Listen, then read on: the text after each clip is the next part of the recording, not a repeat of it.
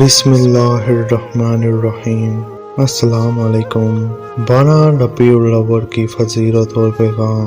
بھائیوں اور بہنوں، آج ہم بات کریں گے اس دن کی جس نے پوری انسانیت کی تقدیر بدل دی۔ وہ دن جو تاریخ کا سب سے روشن دن تھا، 12 ربیع الاول، جس میں اللہ تعالیٰ نے اپنے محبوب صلی اللہ علیہ وآلہ وسلم کو دنیا میں بھیجا۔ آئیے چلتے ہیں 1400 سال پہلے مکہ کی اس صبح کی طرف۔ ولادت رسول کا واقعہ۔ 12 ربیع الاول کی صبح مکہ کے گھروں میں ایک عجیب سا نور پھیل گیا۔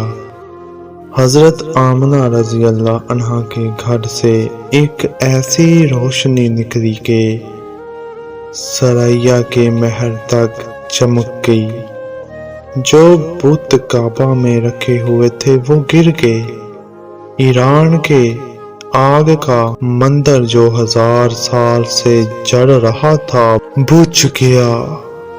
یہ سب علامتیں تھیں کہ دنیا کا سب سے بڑا پیغمبر رحمت للعالمین دنیا میں تشریف لا چکے ہیں۔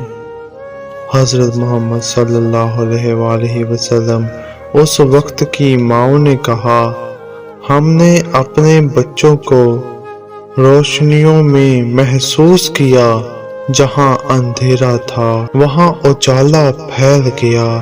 نبی کی زندگی کا پیغام۔ نبی نے اپنی زندگی سے ہمیں سب کچھ سکھایا۔ حضرت محمد صلی اللہ علیہ وآلہ وسلم نے جب دعوت شروع کی تو ان پر پتھر برسائے گئے، لیکن آپ نے بد دعا نہ دی بلکہ کہا، یا اللہ میری قوم کو ہدایت دے۔ جب کوئی آپ سے برائی کرتا آپ ان کے لیے دعا کرتے۔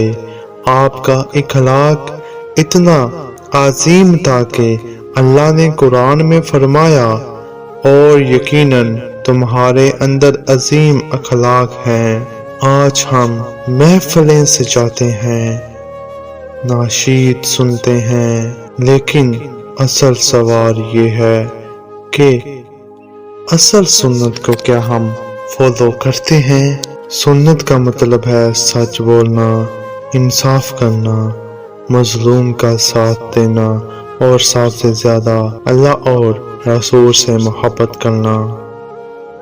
12 ربیع الاول کا پیغام۔ بھائیوں اور بہنوں، 12 ربیع الاول ہمیں ایک پیغام دیتا ہے، زیادہ سے زیادہ درود و سلام پڑھنا، نبی کی سیرت کو پڑھنا اور سمجھنا، اپنی زندگی کو سنت کے مطابق بنانا۔ نبی سے آج کے زمانے میں ہم محبت کا دعویٰ تو کرتے ہیں، لیکن اصل محبت یہ ہے کہ ان کے راستے پر چلا جائے۔